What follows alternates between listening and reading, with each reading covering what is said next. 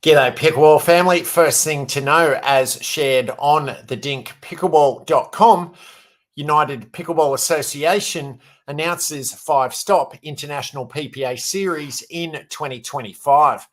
The United Pickleball Association, or UPA, has announced the UPA International Championship Series, which includes 5 tour stops in 2025. This is a chance to expand the PPA Tour and Major League Pickleball, or MLP, brands outside of the United States while growing the game on a global level. For the first time, some of the top UPA-signed exclusive players will be playing in PPA Tour tournaments held in international locations alongside some of the best regional players in the world, while also earning PPA Tour points. Names like Ben Johns, USA, Anna Lee Waters, USA, Catherine Parento, Canada, Federico Staxrud, Argentina, Anna Bright, USA, Jay de Villiers, France, Lucy Kovalova, Slovakia, Tina Pisnik, Slovenia, and Quang Duong, Vietnam, will highlight international tour stops. Here are the 5 stops. The Australian Pickleball Open in Melbourne, Australia, January 29 through Feb 2. The inaugural international event kicks off the series in late January, hosted by PPA Tour Australia. India Pickleball Open, Mumbai, India, February 5 through 9. Following Melbourne, the series moves to Mumbai, India, hosted by PPA Tour India. Canada Pickleball Open, Toronto, Canada in September. Pro Pickleball heads to the Great White North. Asia Pickleball Open, to be advised, Asia in October. The 4th event in October expands the series reach and participation within Asia, with the exact location to be announced, hosted by PPA Tour Asia. Europe Pickleball Open, to be advised, Europe in October. The 5th event is scheduled for October at a European venue, yet to be announced. The United Pickleball Association, the PPA Tour and Major League Pickleball, has set the standard for the professional game and is excited to bring the best players and events in the world to new corners of the globe in the first true international pro pickleball tour, said Anne Worcester, UPA's strategic advisor, former CEO of the Women's Tennis Association, WTA, and former president of UTR Sports. We are extremely discerning in selecting partners for these joint ventures and continue to have conversations with interested organisations. The expertise offered by our operational partners is unmatched in their regions, and combined with the proven business model and brand recognition the PPA Tour and MLP provide, will elevate this new series immediately. This series is unique in that each event will be operated between the UPA and leading operational organisations in each country. This will help elevate these 5 tour stops by leveraging the brand of the PPA Tour, while also utilising the local expertise of organisations in each region. As we look at pickleball on a global scale, this is a large step for the UPA. The UPA has already partnered with Pacific Pickleball, now known as PPA/MLP Australia in Australia, and Global Sports in India, with more partnerships to be named in the future. It is steps like this one that will continue to grow the game internationally and bring pickleball one step closer to becoming an Olympic sport. Additionally, this is great for the international pickleball players who want to see if they have what it takes to compete against the best of the best in the sport. With top-level pros from the PPA Tour attending each event, each region's best will see how they stack up against the world's best and earn valuable PPA points.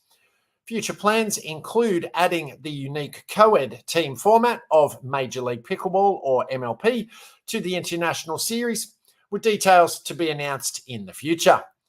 Thanks ever so much for making it this far into the update. Please be sure to hit subscribe and like, comment, and rate on the platform you're watching or listening to it on, so this and future episodes can be found by and shared with other fellow pickleballers.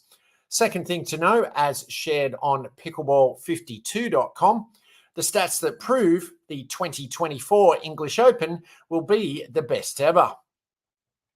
The 2024 English Open in Telford next month has received a record 1,976 entries, confirming its status as the biggest pickleball event outside of the USA. The event, which returns to Telford International Centre from 8 through 14 of August, has had to be extended to a whole week to accommodate the huge demand for places.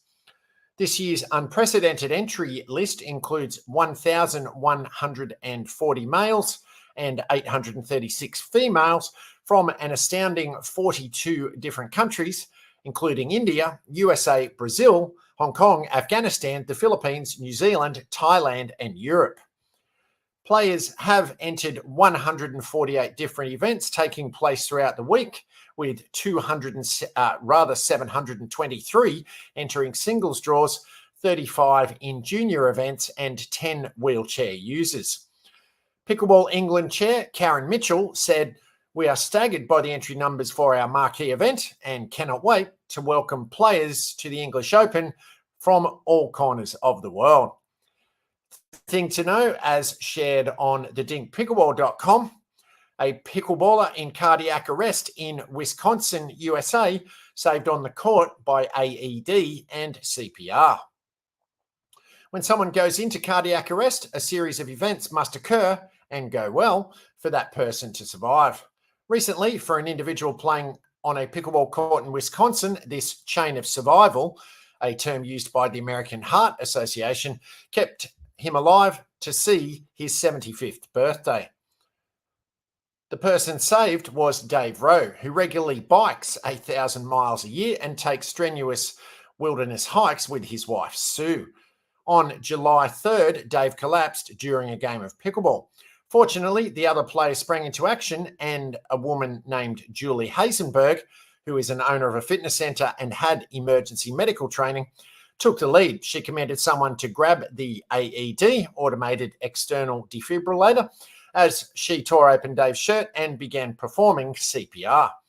He was gone, Hazenberg recalled. After several minutes of chest compressions, the device shocked Dave's heart back into rhythm. "It was a miracle, it truly was," Hazenberg recalled. Dave's wife, a retired physician, emphasised the importance of timely intervention. "If this had to happen, it could not have gone better," she said, highlighting the crucial role of immediate CPR and AED use. For at least a few minutes, according to the cardiologist, Dave was dead. If it weren't for immediate action of the pickleball players around him, he likely would have passed away. Test reveals Dave's previous heart treatments, a stent and a new heart valve he received last year, were still effective, but he was diagnosed with an arrhythmia and fitted with a pacemaker defibrillator. Of course, Dave's real question for his physician was when he might resume biking and playing pickleball again. A similar scene played out a little over a year ago in Mount Pleasant, South Carolina, when Joe Keller suffered cardiac arrest immediately following a game of pickleball. He reportedly mentioned he felt a bit tired and dizzy, but then woke up to someone performing life-saving CPR on him. The person looking down on him as he administered chest compressions was Ed Coffey, a fellow pickleball player and doctor. Both stories feature something terrible happening in the right place at the right time, but so is having people around them willing to take action and use the tools available to them to save another person's life. We hear all the time about how great the pickleball community is, and stories like these remind us just how lucky we are to be part of it. Paddles up.